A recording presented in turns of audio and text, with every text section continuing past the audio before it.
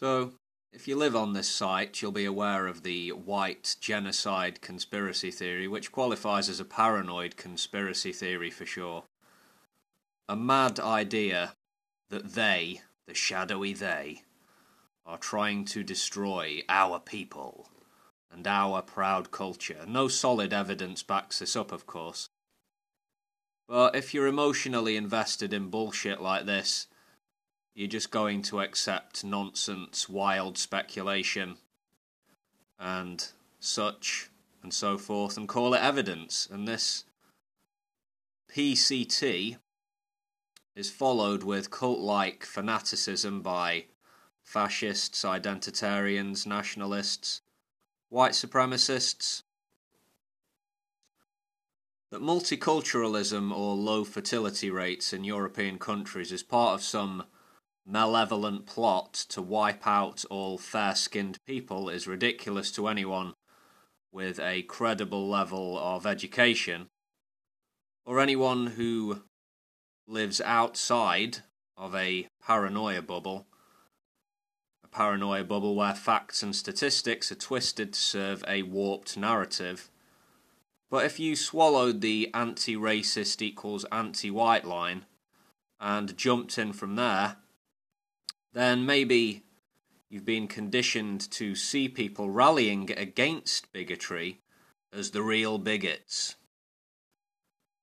As many right-wing nutty comments as I read on this site and elsewhere, it always seems fucked up to me that a group of predominantly angry white men, with a select few female enablers, have convinced themselves that the white race, not that there is such a thing, but that's besides the point, that the superior people of the world, biologically, superior culture naturally, dominating this or that part of the world during the heyday of empire, how is it that this proud people have, in such a relatively short space of time, been subdued or weakened by Jews and feminists in academia, the media and finance?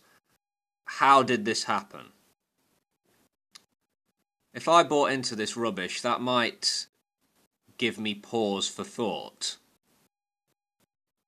Of course, what is regarded as whiteness changes over time. Slavic or Irish or Italian or Hispanic people once upon a time were not viewed as white by self-proclaimed defenders of the race. In fact, some of these people still are not viewed as white. Yeah, blood and soil and all of that crap.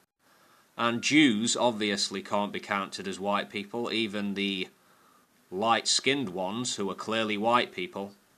They can't be in Club White because reasons.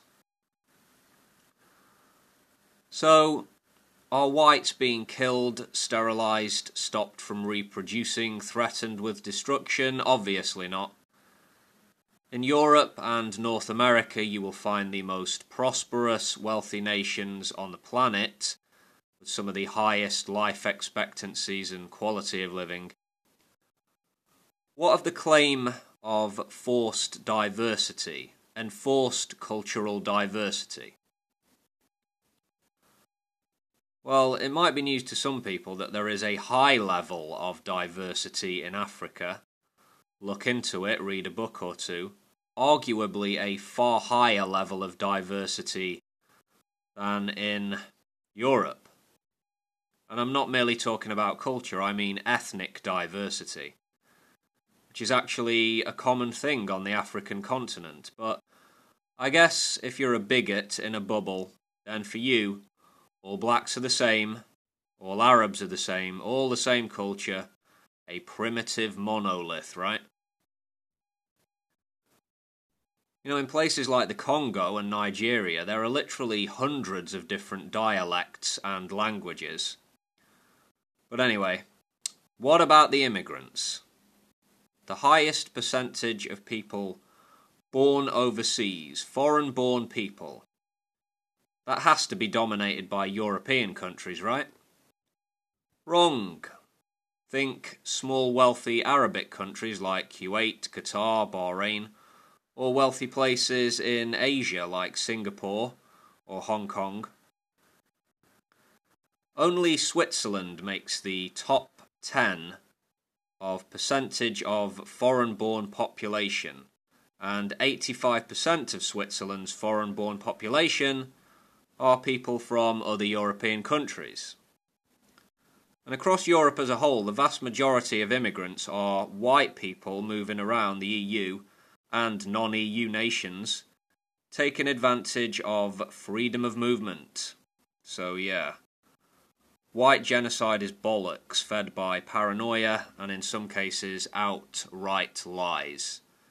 Do not drink the Kool-Aid.